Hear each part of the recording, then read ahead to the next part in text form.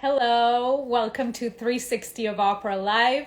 Our guest today is the CEO of Operabase, Ulrike Köstinger. We're gonna get her in soon. Let us know where you're tuning in from.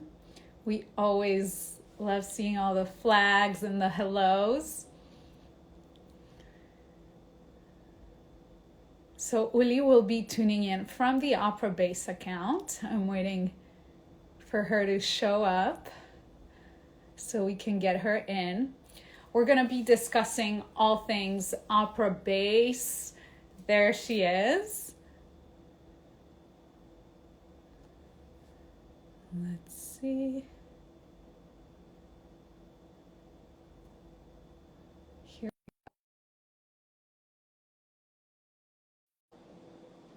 All right. Operabase has been invited. Hello from Italy. Hello. Hello, Uli. Hi. Hi. How, Hi. your This is first my live. I love it. first live interview. I love it. Live, I love yeah. it. There's a first for everything. Everyone's very welcoming here. We've been doing these Exactly. for a while, so it's great to have you with us for your first live. Um, Doing How are you great. So I was doing? just letting Good people morning, by the way. know that we're talking with you today, that you're the CEO of Operabase. I know people will be tuning in from both 360 and Operabase followers, so this is great. And I was also letting people know to let us know where they're tuning in from, so we can see some flags. That's always fun.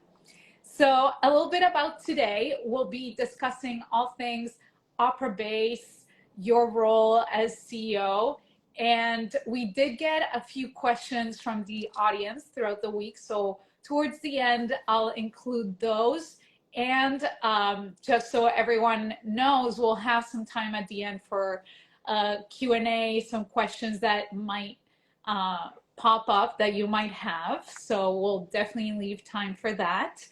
And this video, if the Instagram gods are with us, will remain so that you can, if you came in late and you missed something, you can rewatch it later. So let's get started. Uli, you were in New York recently, right? Where are you now? I'm in Vienna now. But correct, And you two were weeks here ago I was still for in the New York. marathon? Uh-huh.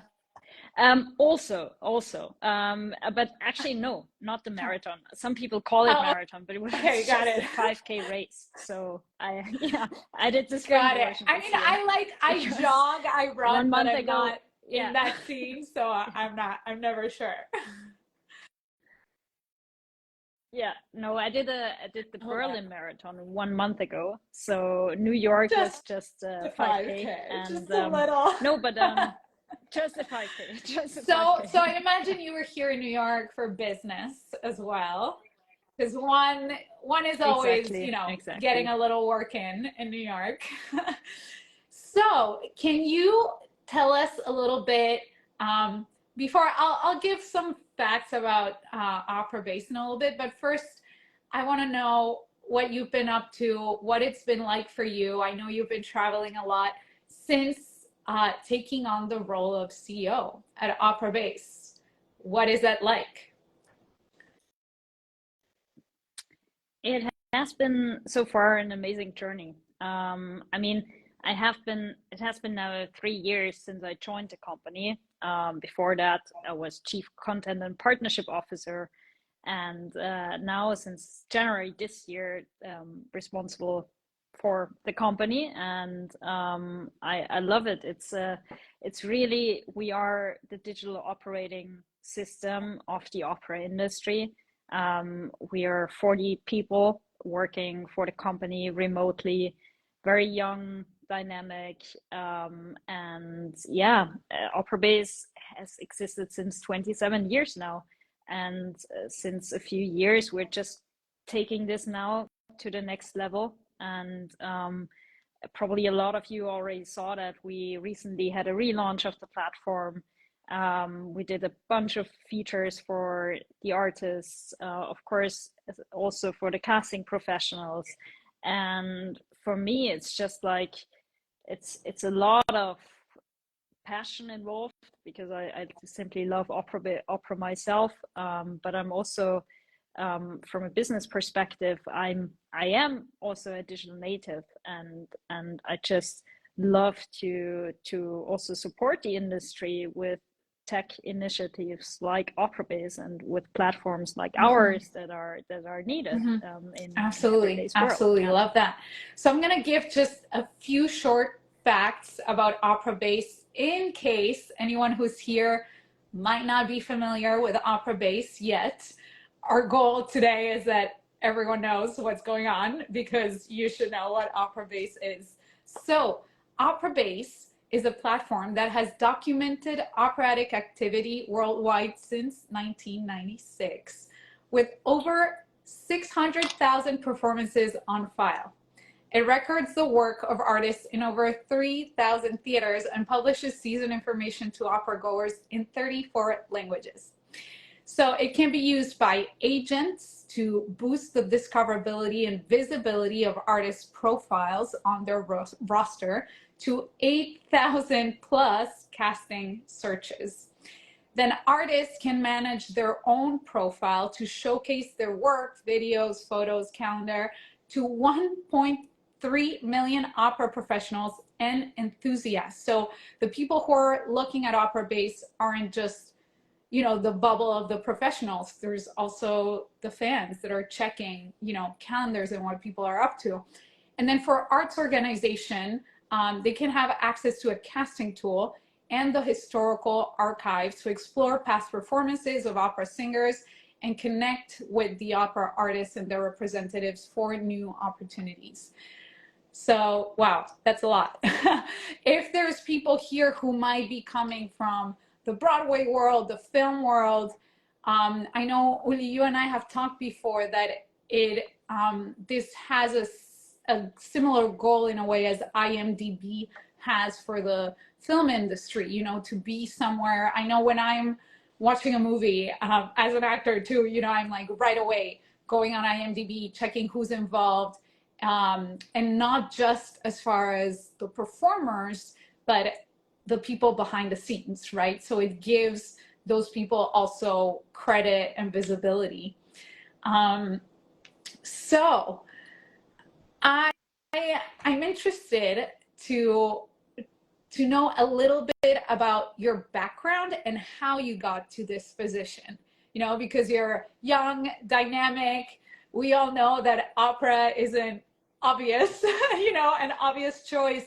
So, do you have a musical background? When does opera come in for you? And a little bit, what were the steps that led you to this position of CEO of Operabase today?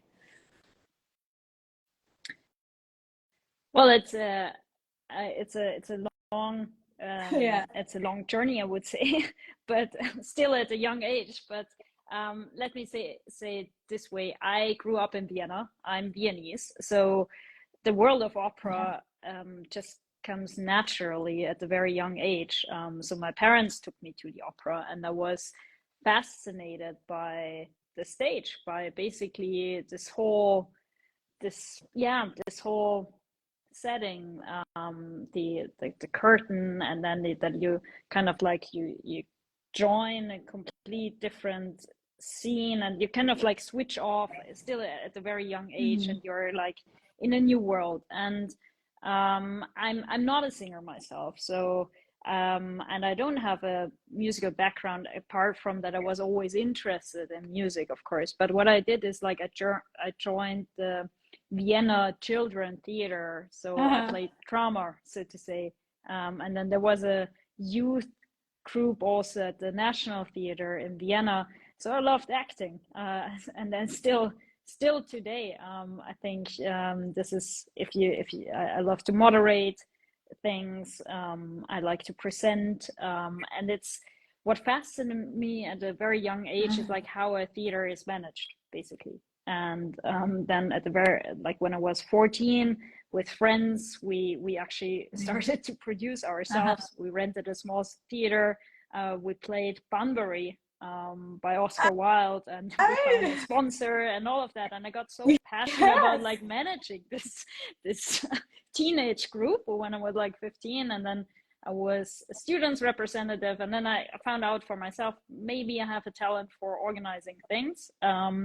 And then I thought, like at a young age, well, at some point I want Yeah. to become like the head of a theater or something. And then so I went into business administration, studied at the Vienna University of Business Economics, but all my internships were always in the performing Mm-hmm. arts industry.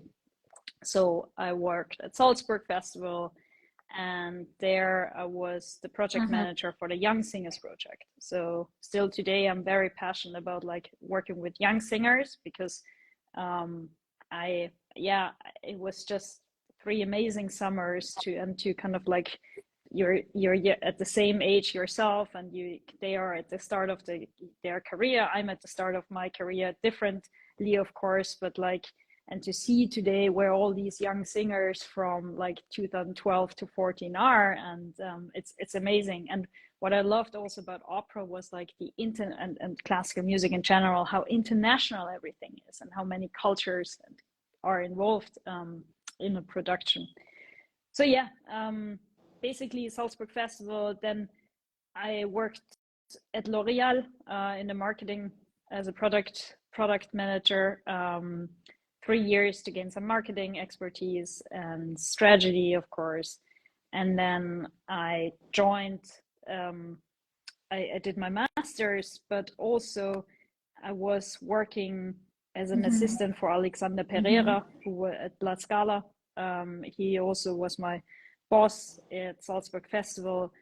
And then, um, yeah, then actually the next opportunity was joining a startup for video streaming. And that video streaming, there was only Medici at that time. And there was a Mm-hmm. German project called Takt One, starting a video streaming for opera and classical music. And I thought, like, well, you have now worked for major organizations. This would be a jump into cold water, but in your career, you Mm-hmm. have to jump into cold water. You have to feel uncomfortable with certain steps. That is actually, if you succeed, then you are at the next level. And so I thought, like, well, I should do that, because if I succeed, and also with the partnerships and all these streaming, Yeah. that might bring me to the next level. And it worked out. Amazing. So then 3 years later, the new owners of Operabase approached me, and I just found out for myself that's what I want to do. It's basically digitalization within the performing arts industry, and also it's also sustainable, because we're of course supporting the Yeah. performing arts industry with what we do. And Yeah. That's yeah, amazing. And I that's the journey so love far. how you share that in your journey, you really got hands-on experience, from the real, marketing and business world, like outside of the arts. Because I feel like a lot of times that's what missing. It's experience, bringing in like marketing and business strategies from outside of the arts world and seeing how it can all mesh together. And that's super important for sustainability, because if we just stay in the art bubble forever, we forget about the real world. So that's super and it's interesting to see the steps also, that I'm curious, do you have any thoughts about, for someone who's interested in a path like yours, doing a degree in arts administration versus something that's strictly business marketing, and then finding ways to, in practice, like for internships, practice it there? Well, it's hard to say. For me, it was like, why should I study the? It's again like Mm-hmm. the uncomfortable way. So no, I mean, I was comfortable with like studying business, of course, but it was like not naturally for me with the at the age of 16 of reading the Wall Street Journal, and I was like reading, of course, the feuilleton and the reviews of opera performances and theater. So of course this was like I had already a Yeah. lot of experiences from practical work and from internships and like having a network in the theater world. So for me, it was like actually probably it's better for me to study business to get like to gain expertise and to gain knowledge in an area where I don't have a Yeah. lot of knowledge at the age of 18. And I can still, I mean, today it's a bachelor and it's a master, so you can, I mean, in the US it's different, but in Europe now you study a more general Yeah. bachelor and then your master is more specialized. So that's what I did, for example. The bachelor was really purely on business administration and marketing, and then the master was actually in arts management. So there it's probably where Right, you can right. follow your passion. And now Yeah. that you're in a, top leadership position, um, how do you feel? And of course, this is going to keep evolving, but how do you feel your style is right now? Like, what has influenced it? I know you're big on running, on sports, on that culture. Um, all of your, music experience from being a native Viennese, your business studies. How do you feel you're meshing all of that together? That's a very good question. But in terms of leadership, as I come more from sports, so I was like, now I'm into running. But in when I was younger, I was actually a Amazing! professional fencer. I So love I, it. yeah. So 10 years I competed on an Wow. international level in fencing. And okay, fencing is not a team sport, but you have a coach and you have your team colleagues. And so yeah, Yeah. I'm more like coming from this team perspective where I'm like, I love to, I think what my strength is, I'm passionate about things and I Mhm. can motivate others and I can kind of like we are in this journey together and we have like certain goals that we as a Mhm. team we're achieving together. So that brings me, that probably is more from sport. Also a certain discipline that I have for myself as a leader. I'm very very disciplined in certain ways. Of course my Yeah. running journey helps me with that, to be focused, to be disciplined on simple things, Yeah. nutrition, sleep. Yeah, totally. And Yeah. I feel I come from a sports background too. And I, the more I do opera, the more it confirms to me like how much of a team sport is on every level, right? Nobody can do this alone. And so much of the career and what we do is learning that and learning how to communicate, how to negotiate. A lot of business sales too, right? Exactly. So that leads me into kind of my next question, which is your work with young artists, right? As a young person in the opera world yourself, um, and these things were starting to bring in a little bit more of the behind the scenes of what this world is, this career is, things that you might not learn at school, not just because it's the fault of the school, but because there's so much you can learn in a classroom, right? So since out here we're in the practical real world, can you tell us a little bit more about this work you've been doing through workshops, through, I know you've been guests at young artist programs. Um, Tell us a little bit about the work you do there. What do you see? What do you observe? What are some of your goals with that? Yeah. So yes, I was asked a couple of times now to do a workshop for Mm-hmm. young artist programs, for of Mm-hmm. course university Yeah. programs, competition programs, and the main area that I do in my workshop is basically personal branding. So how to start your own brand at a very young age as a young artist, when you don't have an agent yet, when you are on your own, and basically it's a lot about like starting to create a network, how to create a network, Mm-hmm. what does it mean to create a network, how much work do I need to put on a day as a young singer for other things and other tasks other than singing and my artist Yeah. career on stage, like simple things like writing emails, social media. Then a lot is of Mm-hmm. course talking about social media. A lot is about social media do's and don'ts. How does it work? What are professional online networks? What is more for on social? And then basically as I'm a manager, and my background is business background. I think what we are good at is like we know how to organize ourselves in a very efficient way, and how to put Mm-hmm. structure into your day. So this is also an area um, where I talk a lot about it. And I honestly, what I found, the last session I did Mm-hmm. was for the Queen Sonia competition. It was two workshops, and one was like almost like half a day.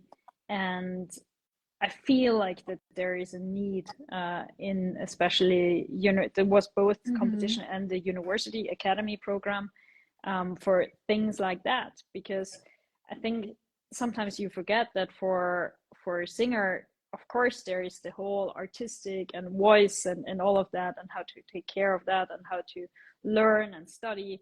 But then there is this other perspective, and like where how to get out there, how to be seen, what to do. And then I think here again, to me, athletes and singers are basically it's the same. Like how you need to discipline yourself, what you all need to take care of, to be also in a way structured, when to do how to plan my day.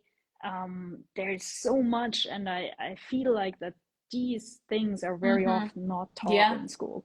Yeah. Yeah. I agree. Yeah.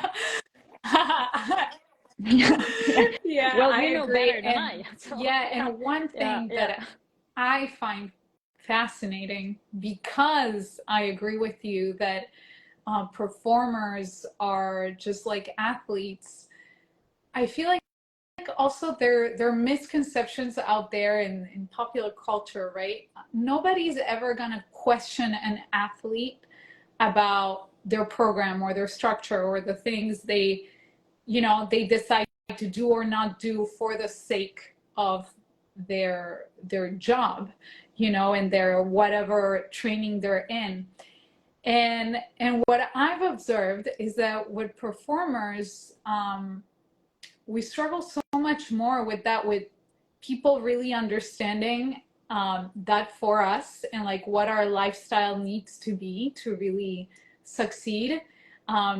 And that is a balancing act, because there is a part of our job that is so sociable, and like communicating with people and showing up, and going to parties and all of these things. And at the same time, I feel like there's a gap in communication, and that's what I also try to do a lot here on 360, is to share that real world part of what it takes to be a singer. For some reason, it's much more accepted or well known that an athlete has to do, all of these things. And I don't like calling it sacrifices, because I feel like if you like what you're doing, it's just part of the process. Um, but there's a certain things that you must do to be able to do this job, and there is such a disconnection with that, with performers, which in turn I think makes a lot of singers not realize what it actually takes to do this career, right?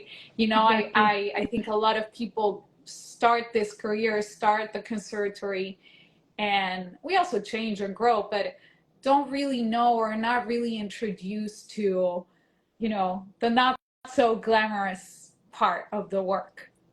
Um, and you know, and that's why I think it's super important to have workshops like this with people like you who can introduce these concepts outside of, you know, the music, the classical music classroom. You know, really, how do we make these classical arts work in today's world as far as business and health and etc.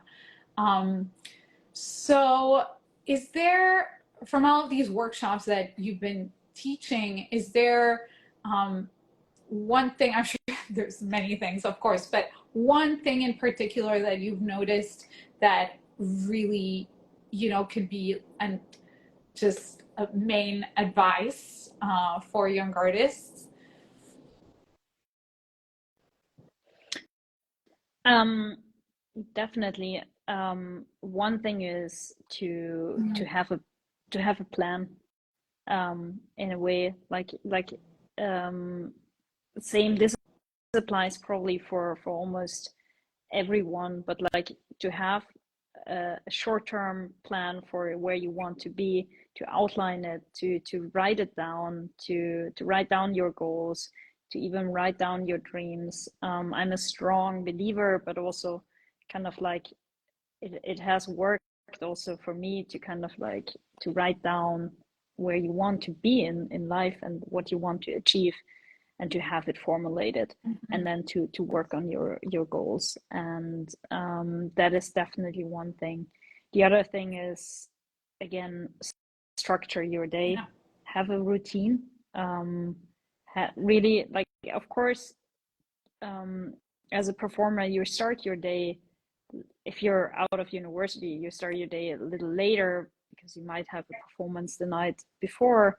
But like in you, when you're still studying, you have like you have the schedule of your university. Um, have also a schedule in between what you want to achieve in the day.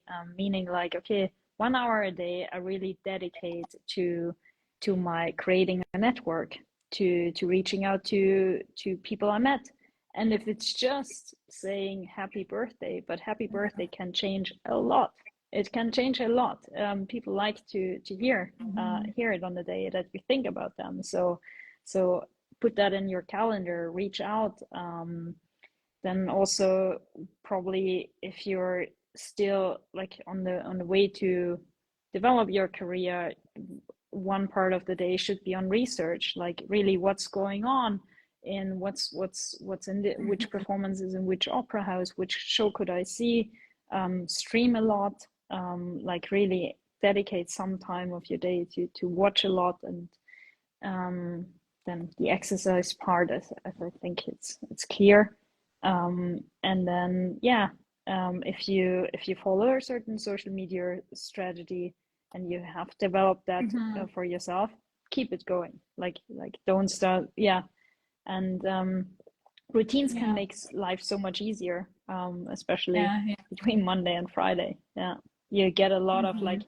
you get energized by Mhm. it if Totally. you're yeah. And so here's a bit of a tougher question. You know, there's a part of being a performer, of course, that, you know, there's times where even if we're, you know, doing all the things we're supposed to be doing, things aren't necessarily going our way, or at least it feels like that in that moment.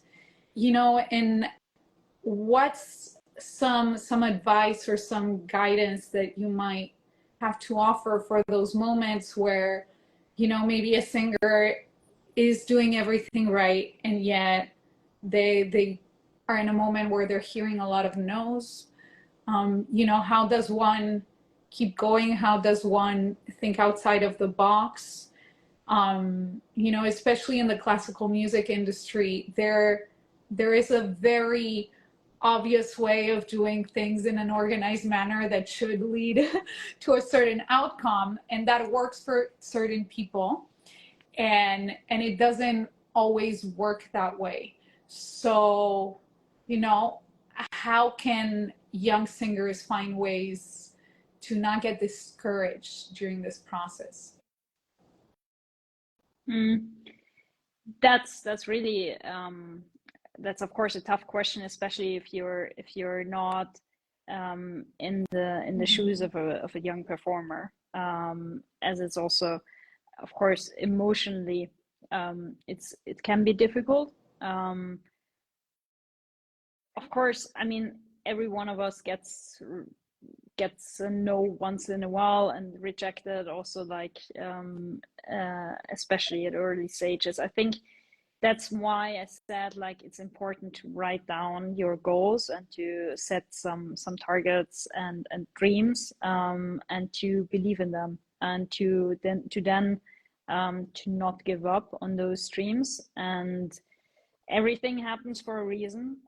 So I have a very optimistic personality in general. Like, also when an exam, for example, didn't go as I wanted it, I always thought, well, okay, now what's the positive side of it? The positive side of it is, like, I have now more time available, and also to do this other project, and then I do it again. And so always try, if there is a no, to see some positive aspects and to then look forward. It's always important to look forward, and your dreams and your goals will help you to look forward, because it at some point it will work out, but you need to stick. It's hard after a lot of rejections to stay positive and to look forward. But again, one door Absolutely. closes and another one opens. So Absolutely. And this, yeah. I would add, since we were talking, comparing with sports and athletes, um, when you look, and I'm big into tennis. I used to play tennis. And Very good. you Yeah. can observe, like, their teams, right? They're small teams of very specific people with specific roles on their team. And 99.99999% of the time, there's a mental health coach or a, just mindset coach, a version of that. There's so many different kinds of that type of mindset coaching out there today. So I think it's important to find something in that realm that works for you, because it's so easy to get lost in this career. And when you see athletes, they have guidance on that aspect. It's crucial. It's as crucial as the training they do every day on the court. And that's something I feel like it's forgotten a lot for in the training package of the performer. But I completely agree with you. Thank you for that. So now I think it's time we move on to Operabase. I could keep talking forever, but we have a bit of an idea of your background, how you see things.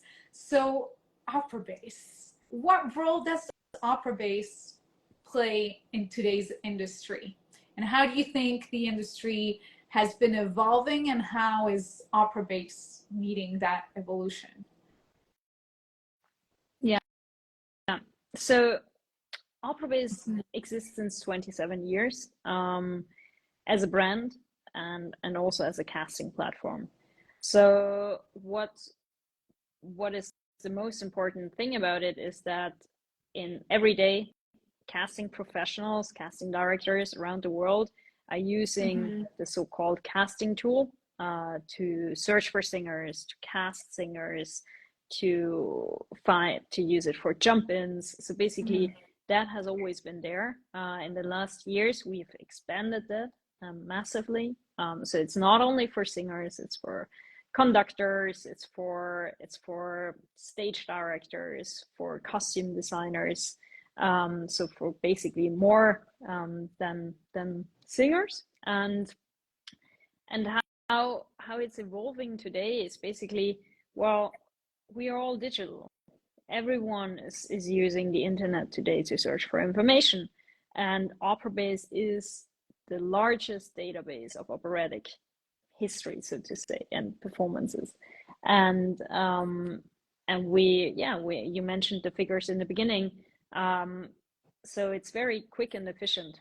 And especially imagine you're looking for a jump and you want to have like immediately or at a very quick turnaround time, you want to have a replacement. So that's also where we come in with our platform, with helping to find jump ins, so to say. And again, artists have all either websites, social media platforms, but they're on a verified platform as Operabase automatically as well.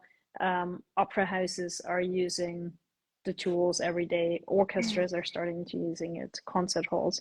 And then of course, what is important is like, we are not an online agency. We are just a platform and a database. So also the agencies are our stakeholders. They all have a profile as well. They're all listed with the representatives.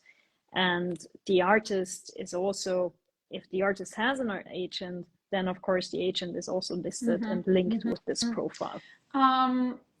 So can you tell us a little bit more at how artists can be connected to opportunities through Operabase besides the jump-in situation, which is amazing. It's a win-win for everyone, obviously. But besides that, are there audition calls on there? How for someone who might not be on Operabase yet or might have not claimed their profile yet, what is a big enticing thing for them to be like, okay, I need to get on this? What is something that really makes a difference as far as opportunities, which is what everyone's looking for? So basically, again, casting professionals are not using it only for jump-ins, but especially for casting in general. Casting in terms of like, how can I cast a magic flute that is happening next season? And then if I want to look for a debut, for example, to look like, okay, who has not sung this role yet, but might have sung Mimi or Liu or something like they all can cast very specifically, and then country specific. So for example, it's a house in the United States and they only want to look at specific performers that are based in the United States or that have experience in the United States. They can select, of course, the certain houses, or then of course young singers can be found. There are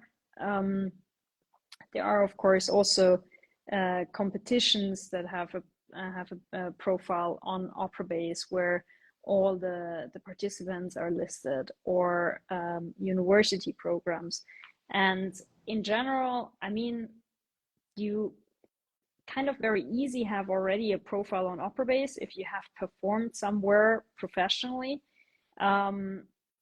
If you are still in school, you might not, but then if the performance is not listed on Operabase, it's very easy to create a performance. The difference between any other platform, so to say, even if it would be LinkedIn, to name a view, or your own website or social media, is on Operabase every single performance is verified.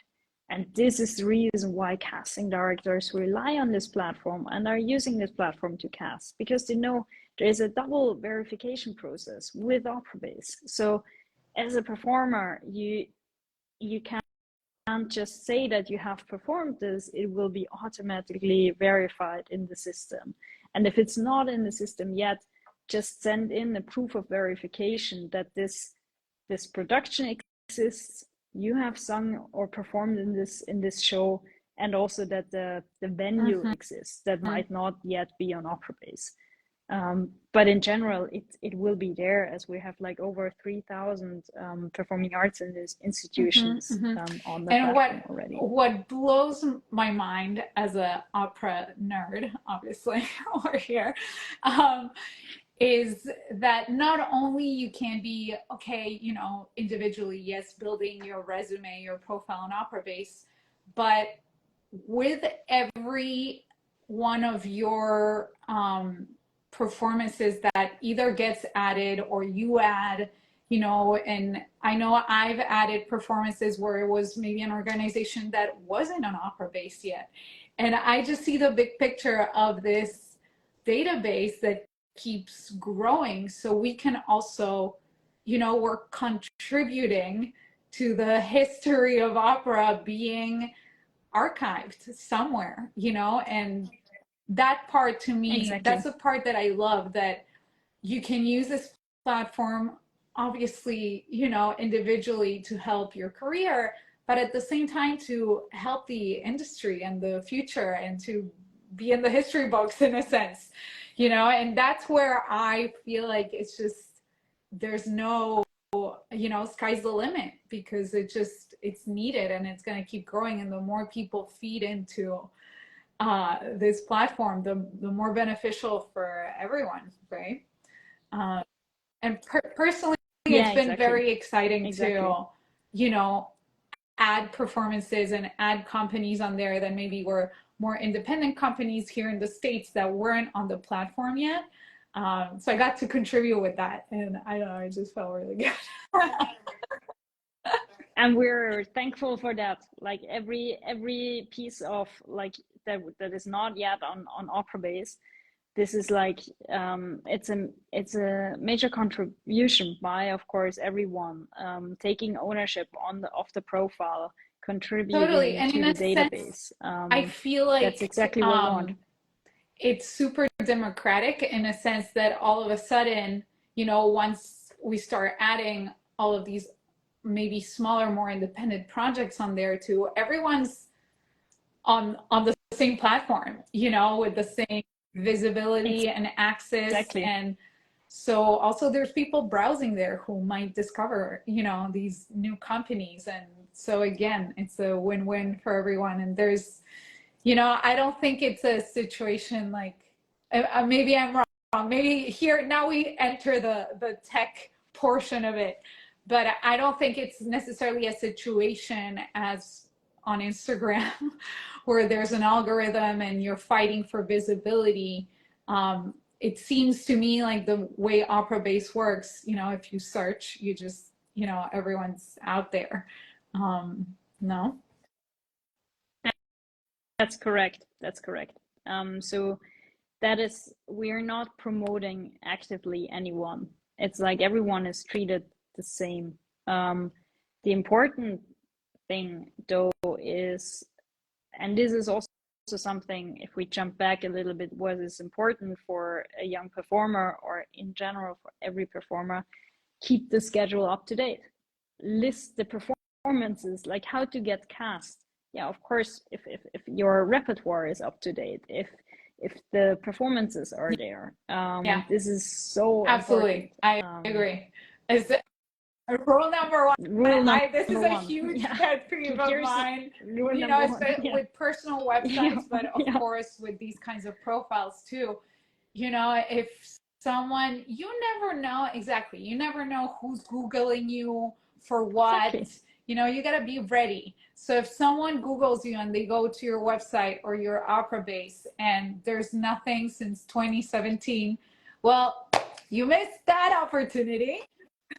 So let's Exactly. not do that. Exactly. Yeah. Yeah. Yeah. Yeah. And also Mm-hmm. upcoming Yeah. performances. Super Yeah. important. Like to, yeah.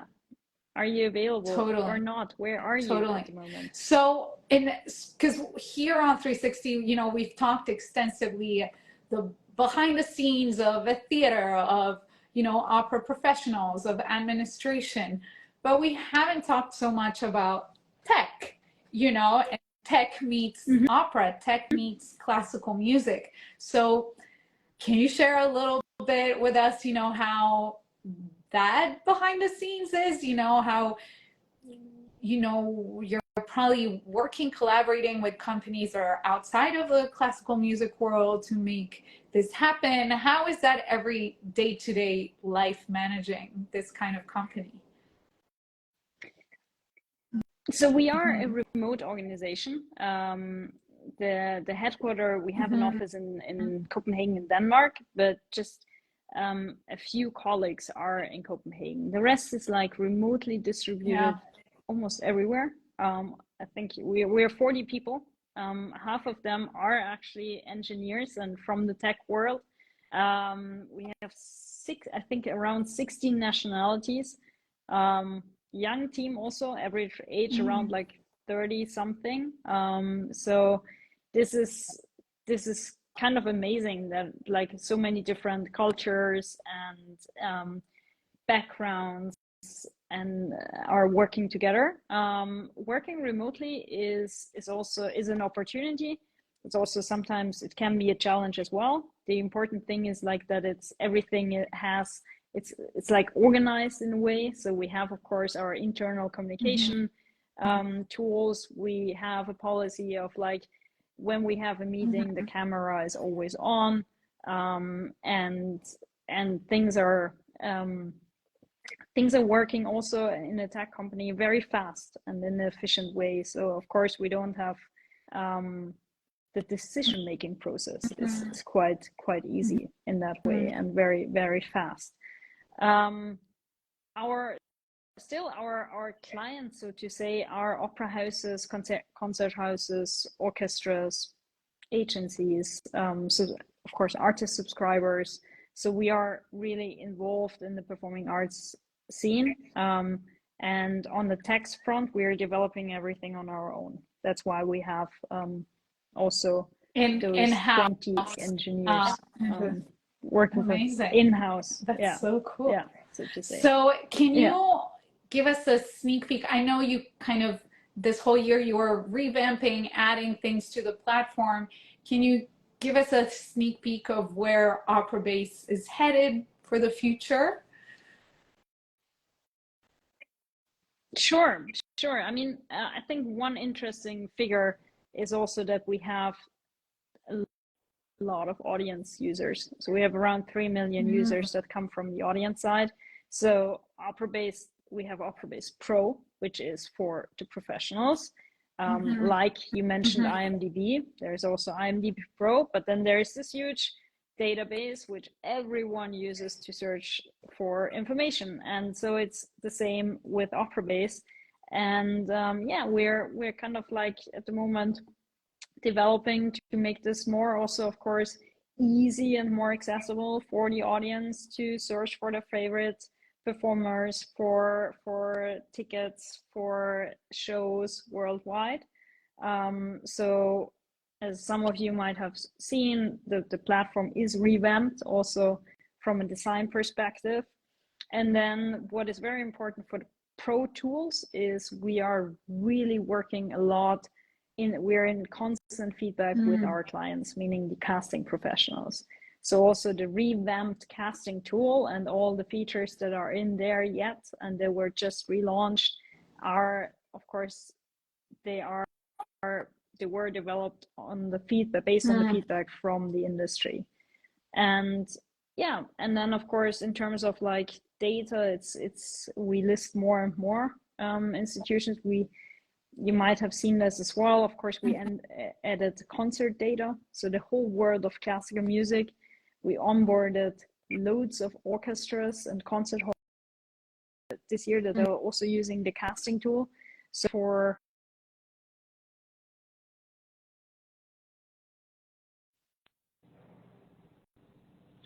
We're good. Are you there?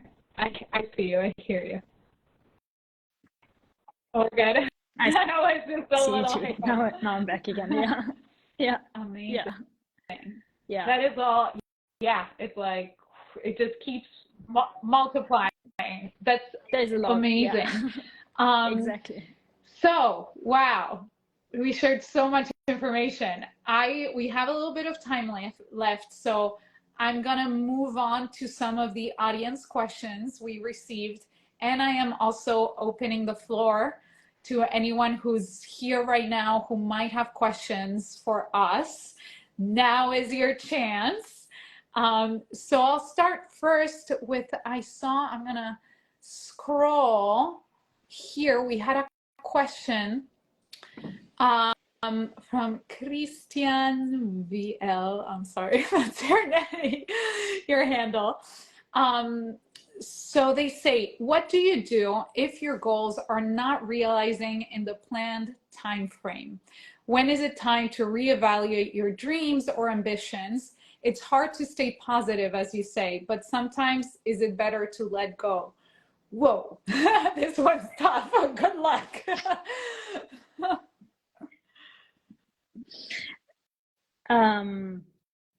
Okay, let's break it down.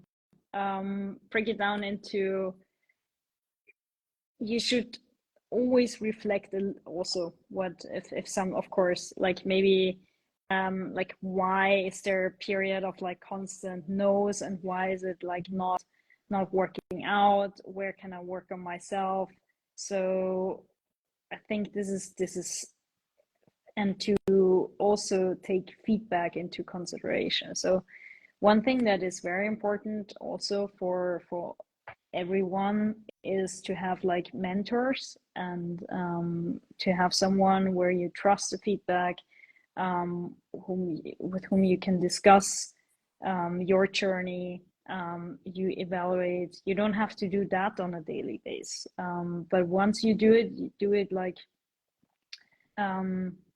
dedicated time towards it. But what I always thought is like, so the career is never a straight line forward. It's always like goes in circles, and like it's up and down and up and down. It's like a roller coaster. And on this roller coaster, you can adjust, and it's good to adjust, because the adjustments very often lead to even better outcomes. But you should not be alone on this journey. So, and this is why also then loads of things come together now, why the network is important, where in the network you can find your potential mentor. It's also sometimes helpful to not only have a mentor who is in the performing arts world. Of course, this is very important in terms of like feedback on your voice and your performance, but also in general, like someone like other role models that potentially help you like mentally to move on. Yeah, so I can't now say a particular time frame, but yeah, a couple of times there should be room for reflections and adjustments. Absolutely, cannot agree more. So let's see. Yes, we have someone here who agrees. This is true. So we had a couple other questions. I think some of them we might have answered in what we talked. I did get a new one this morning asking about, which you did mention, a little bit of revamp of the Operabase social media on Instagram too, that you've been doing some artists, artist spotlights, artists of the week. I had someone asking, how does that work? Who gets spotlight? You know, how can people, you know, pitch themselves to be on those spotlights? How's that going on? Yeah, that's basically, it's curated by our social media team. In general, so once you have a pro account on Operabase, we are not featuring you on Operabase. This is something what we don't do. But of course, for pro artists, there might be the opportunity to become an artist of the week if it fits to the editorial social media plan.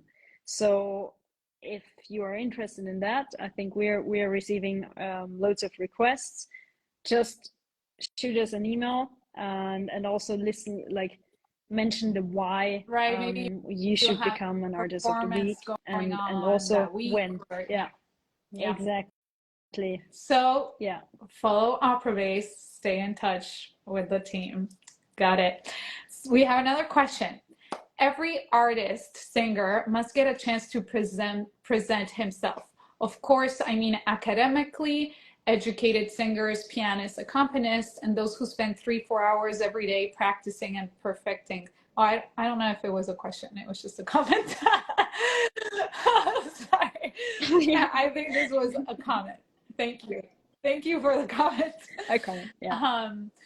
So we Yeah. have a couple minutes left. Get your questions in, guys.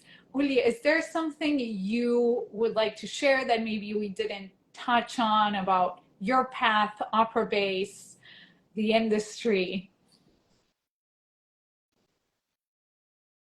What did we didn't? I think we touched so many topics. Um, yeah, I mean, I think what I really enjoyed about the conversation, this maybe to mention this again, like everyone also who is here in the room with us, and you have not your missing performances on Operabase on your profile, just reach out to us.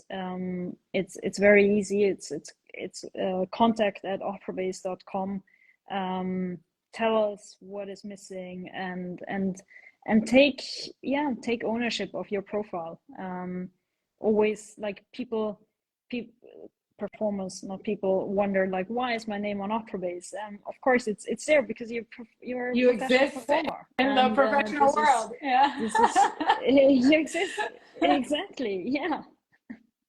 And you can take ownership of that, and I'm sure you Yeah, will totally. enjoy it. Because Yeah, if you don't take ownership, then it's kind of, things are getting added from what organizations might be adding. So, it's always better to get to curate it yourself with the photos you want on there, the bio you want on there, the videos you want the casting directors to see. exactly. Uh-huh. Yeah. Totally. So to close out, I just have a couple nerdy questions too, so people can get to know you better.